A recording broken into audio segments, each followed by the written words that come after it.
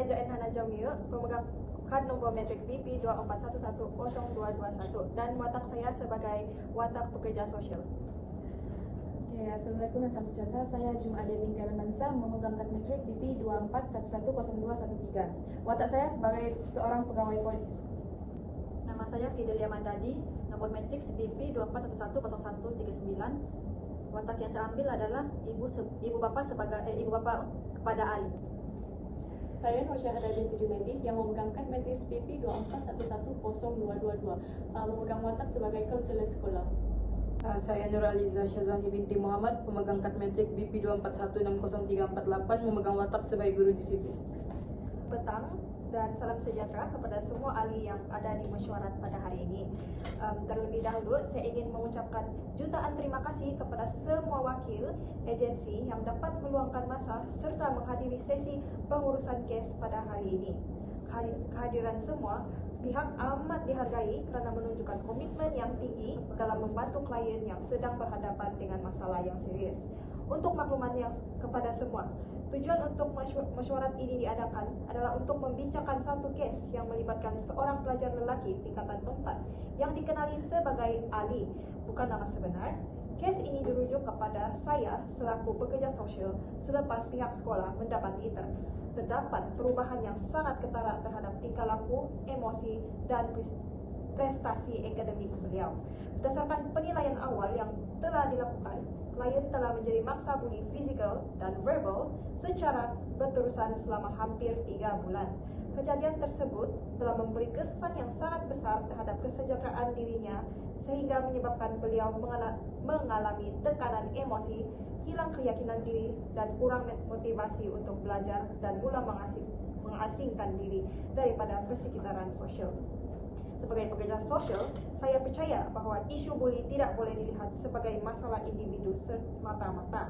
Sebaliknya, ia merupakan isu yang melibatkan pelbagai faktor, termasuk keluarga, sekolah, rakan, sebaya, dan komuniti. Oleh sebab itu, pendekatan multidisiplin amat penting supaya setiap pihak dapat memainkan peranan masing-masing dalam membantu klien. Sebelum saya membuka ruang kepada wakil agensi lain, izinkan saya membentangkan sedikit latar belakang kes. Klien merupakan seorang pelajar berumur 16 tahun dan tinggal bersama kedua-dua ibu bapa serta 2 orang adik-beradik. Keluarga berada dalam keadaan kategori pendapatan sederhana dan hubungan keluarga dilaporkan baik. Sebelum kejadian buli berlaku, klien merupakan seorang pelajar yang aktif dalam aktiviti sekolah dan mempunyai hubungan yang memuaskan dengan guru-guru serta rakan-rakan. Walau bagaimanapun, sejak beberapa bulan yang lalu, klien menunjukkan perubahan tingkah laku seperti tidak mahu hadir ke sekolah, sering menyendiri, mudah marah, dan menunjukkan prestasi akademik yang semakin merosot. Melalui makluman yang diperolehi, perubahan tersebut dipercayai berpunca daripada pengalaman buli yang dialami secara berterusan. Dengan itu, saya membuka ruang kepada pihak kaunselor sekolah bagi membentangkan hasil penilaian yang telah dijalankan. Okey, terima kasih kepada pengerusi. Sebagai kaunselor sekolah yang terlibat secara langsung dengan kes ini, saya ingin berkongsi beberapa dapatan hasil sesi kaunseling yang telah dijalankan bersama klien. Pada sesi pertama, saya mendapati bahawa klien berada dalam keadaan yang agak tertekan dan sukar untuk meluahkan perasaannya. Beliau banyak mendiamkan diri dan hanya memberikan jawapan yang sangat ringkas terhadap soalan-soalan yang saya kemukakan. Jadi keadaan ini sebenarnya biasa berlaku dalam kalangan mangsa buli kerana mereka sering merasa takut untuk berkongsi pengalaman yang dialami. Jadi setelah beberapa sesi dijalankan, klien mula menunjukkan kesediaan dalam bercerita. Daripada perkongsian tersebut, saya mendapati bahawa pengalaman buli yang dialaminya telah menjejaskan prestasi beliau terhadap dirinya sendiri, yang mana beliau mula menganggap dirinya lemah, tidak berguna dan tidak layak untuk diterima oleh rakan-rakan. Jadi perkara ini amat membimbangkan kerana ia menunjukkan bahawa kesan buli ini bukan sahaja berlaku pada peringkat tingkah laku tetapi mempengaruhi pembentukan konsep kendiri klien. Selain itu juga saya mendapati bahawa klien ini menunjukkan simptom kebimbangan yang agak tinggi, yang mana beliau sentiasa berasa takut apabila berada di kawasan sekolah dan sering menjangkakan perkara buruk yang akan berlaku kepadanya. Jadi keadaan ini juga menyebabkan beliau sukar memberi tumpuan kepada proses pembelajaran. Dari sudut psikologi, situasi ini boleh memberi kesan jangka panjang sekiranya tidak ditangani dengan segera. Mangsa mungkin mengalami masalah kemurungan, kehilangan keyakinan diri dan kesukaran untuk membina hubungan sosial pada masa depan. Atas sebab itu, saya berpandangan bahwa klien ini memerlukan sokongan psikologi yang berterusan. Saya juga ingin menegaskan bahwa pemulihan klien bukanlah tanggungjawab konselor semata-mata, tetapi memerlukan pelibatan aktif daripada keluarga, pihak sekolah dan komuniti. Oke, terima kasih atas penerangan yang sangat terperinci. Saya ingin bertanya, pada pandangan pihak konselor, apakah kekuatan atau faktor pelindungan yang dimiliki oleh klien yang boleh membantu proses pemulihannya? Oke, terima kasih atas soalan tersebut. Walaupun klien sedang berhadapan dengan tekanan yang agak serius, saya melihat beliau masih mempunyai faktor perlindungan yang sangat positif. Yang pertama, beliau mempunyai keluarga yang prihatin dan sentiasa mengambil berat tentang dirinya. Kedua juga, beliau masih menunjukkan minat untuk meneruskan persekolahan walaupun berdepan dengan berbagai cabaran. Akhir sekali, beliau bersedia menerima bantuan dan hadir ke sesi konseling yang telah dijalankan. Jadi ini merupakan petunjuk yang baik kerana kesediaan klien itu mendapatkan bantuan merupakan langkah pertama dalam proses pemulihan. Saya percaya bahawa dengan intervensi yang sesuai dan sokongan konsisten, klien mempunyai potensi yang tinggi untuk kembali berfungsi dengan baik.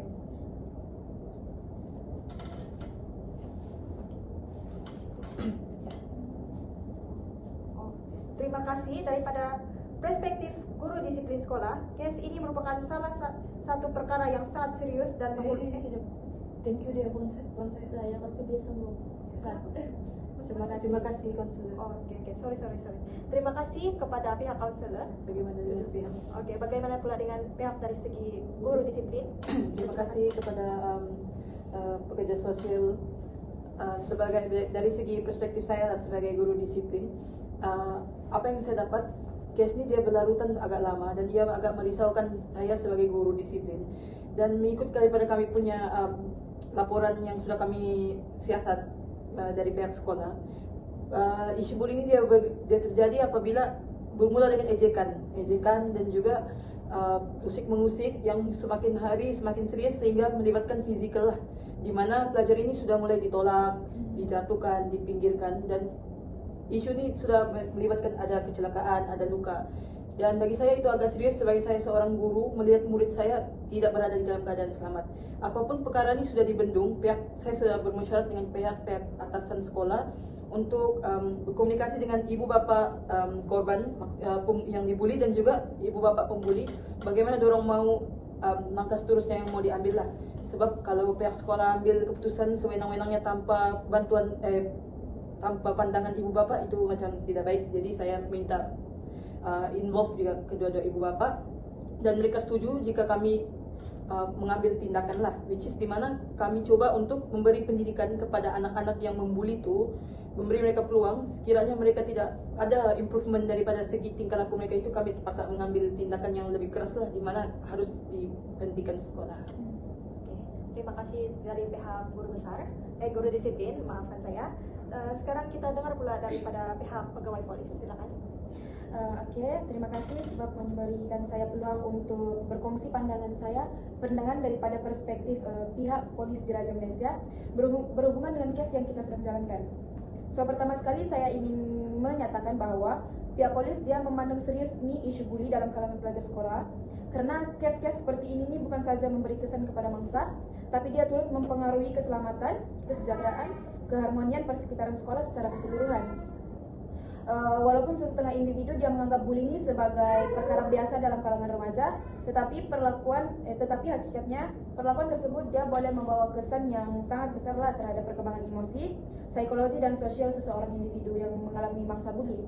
So, berdasarkan maklumat yang telah dibentangkan oleh pekerja sosial dan konselor sekolah serta guru disiplin sebentar tadi, saya mendapati bahwa kes yang dialami oleh klien bukan lagi sekadar gurauan antara rakan sebaya, tetapi dia telah menunjukkan elemen gangguan yang berulang kali sehingga menyebabkan mangsa itu mengalami tekanan emosi yang serius.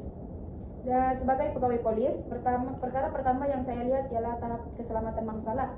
Dalam mana-mana kes yang melibatkan kanak-kanak atau remaja, keselamatan mereka perlu menjadi keutamaan. Sekiranya mangsa dia berasa takut untuk hadir ke sekolah, bimbang untuk bergaul dengan rekan-rekan dan sentiasa hidup dalam keadaan terancam, ini menunjukkan bahwa kesejahteraan mereka telah terganggu. So, keadaan seperti ini dia tidak boleh dipandang ringan karena ia memberikan kesan yang jangka panjang terhadap kehidupan bangsa.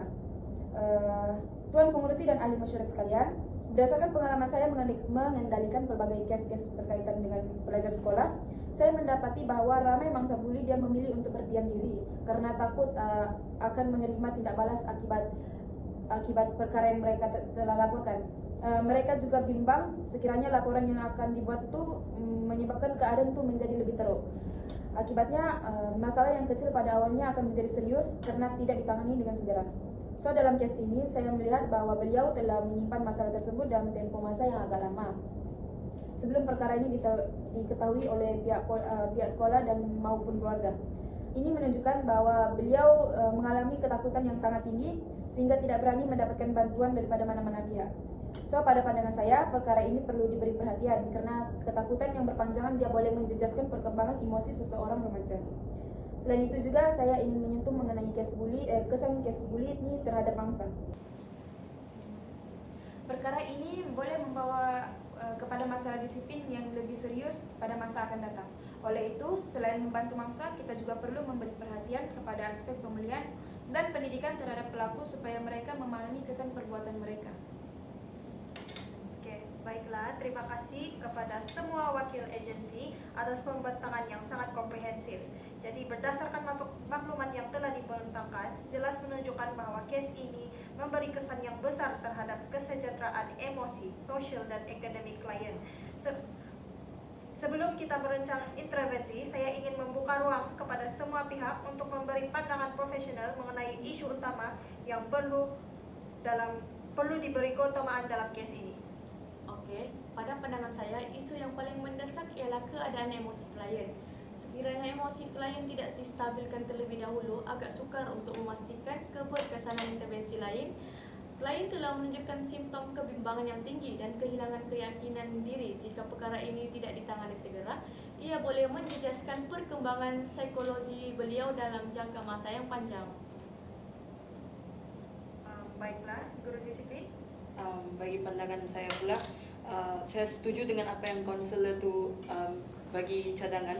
Memang kita kena kawal emosi dulu lah, sebab dia secara emosionalnya dia sudah tercedera dahulu sebelum dengan fizikal.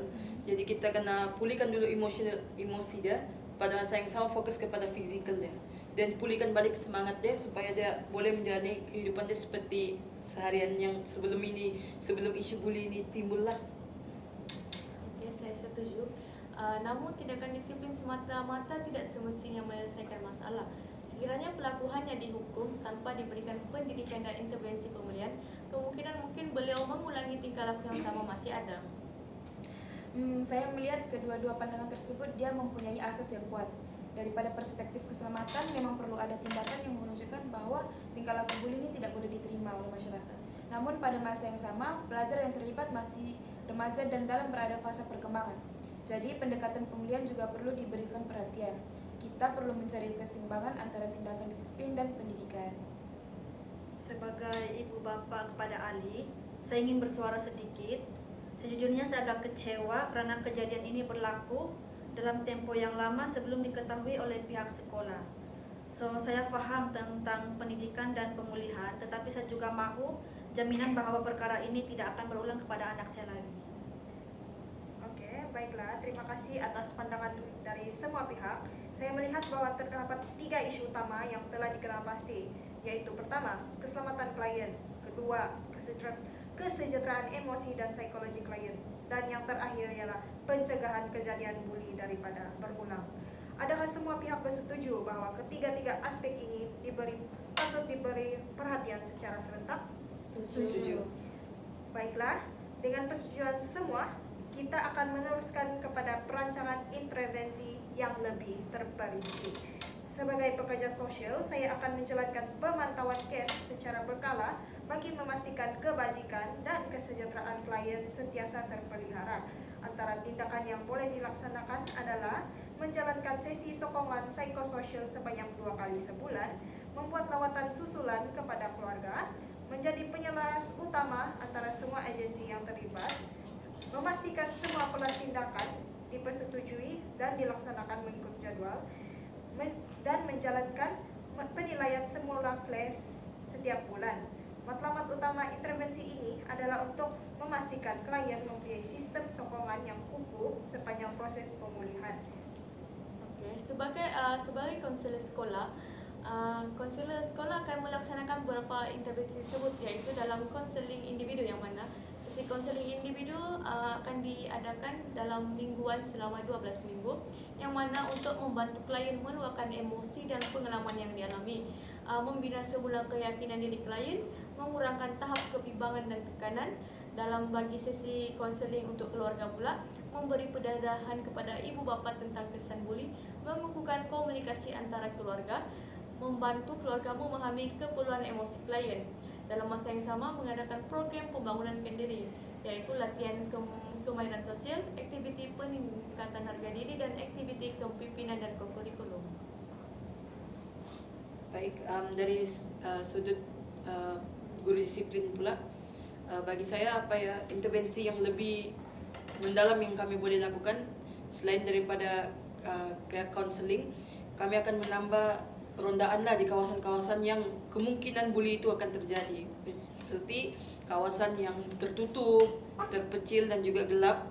Kedua, kami akan memastikan siapa-siapa yang mempunyai ciri-ciri untuk membuli itu akan dikesan lebih awal. Kemudian kami akan ambil perkembangan daripada sesi konseling yang sudah dijalankan juga, bagaimana keadaan yang dibuli. Kemudian kami juga akan bekerjasama. Sabar. Sudah. Pada pandangan saya, perkara ini perlu diberi perhatian karena karena ketakutan yang berpanjangan itu dia boleh menjejaskan perkembangan emosi seseorang remaja. Selain itu, saya juga ingin menyentuh mengenai kesan buli terhadap mangsa. Ramai orang yang hanya melihat kesan fisikal seperti lebam ataupun kecederaan, tapi hakikatnya kesan psikologi dia ini lebih jauh besar dan boleh berlalutan dalam tempo masa yang lama. Mangsa mungkin akan kehilangan keyakinan diri, mengalami kebimbangan yang berlebihan, menghadapi kesukaran untuk mempercayai orang dan merasa tidak selamat, walaupun berada dalam persekitaran yang sepatutnya melindungi mereka lah. Dalam beberapa kes yang pernah saya kendalikan terhadap mangsa buli yang mengambil masa bertahun-tahun untuk pulih daripada trauma akibat buli. Jadi, saya amat bersetuju dengan cadangan pihak konselor dan pekerja sosial supaya intervensi psikososial dijalankan secara berterusan. Saya juga ingin menekankan bahwa buli bukan saja memberi kesan kepada mangsa tetapi turut memberi kesan kepada pelaku. Sekiranya tingkah laku agresif tidak dikawal sejak awal, pelaku mungkin menganggap bahwa tindakan mereka adalah normal dan boleh diterima oleh masyarakat. Perkara ini membawa kepada masalah disiplin yang lebih serius pada masa akan datang. So, oleh itu, selain membantu mangsa, kita juga perlu memberi perhatian. Selain itu, saya juga akan minta kerjasama daripada pihak ibu bapa pembuli untuk mereka kawallah anak-anak dorang macam mana keadaan dorang di rumah dan juga tingkah laku mereka itu turut boleh dilaporkan kepada pihak sekolah sebagai rujukan saya dan juga pihak konseling.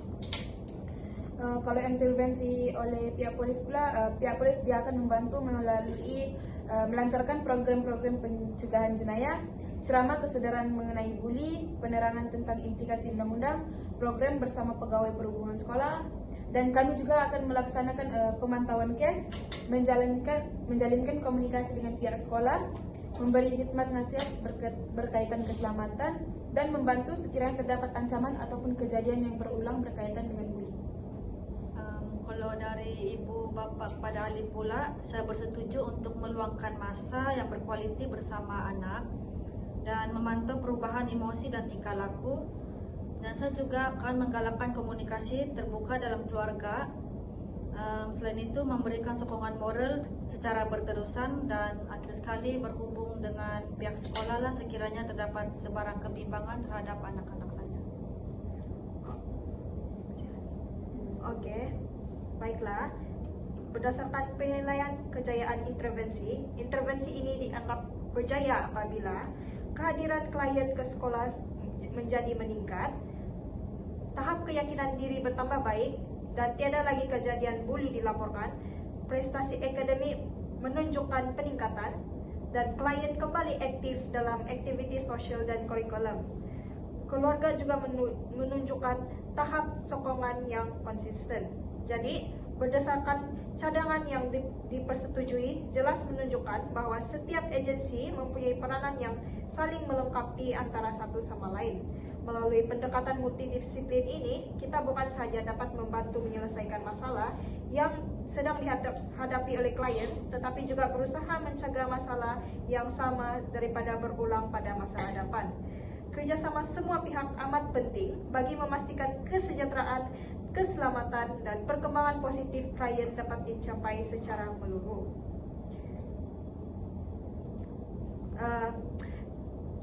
Dengan itu, setelah kita selesai membincangkan kes ini secara menyeluruh, saya ingin merakamkan setinggi-tinggi penghargaan ucapan terima kasih kepada semua pihak yang telah memberikan komitmen, pandangan profesional, serta cadangan yang sangat bernas sepanjang sesi perbincangan ini.